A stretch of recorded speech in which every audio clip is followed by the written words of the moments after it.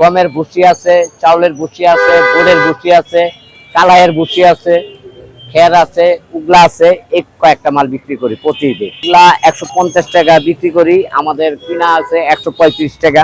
খাইটা আপনার আমরা কেবি হিসাবে কিনি, আগে কিনছি, গত ঈদে কিনছি আপনার 800 টাকা কেবি, এবার 950 টাকা কেবি। গতবার খাইটার দাম একটু কম ছিল, এবার একটু বেশি। এবং এটি আপনার অনেকের এন্ট্রির খাইটা বেছে, আর আমি অরিজিনাল তেঁতুলের খাইটা বেশি। ওগুলা আপনার 150 পিসের মতো প্রতি ঈদে বেচা হয়। খাইটা 100-র মতো হয়, ওগুলা 200 টাকা। ঘর বেশি 2টা 20 টাকা।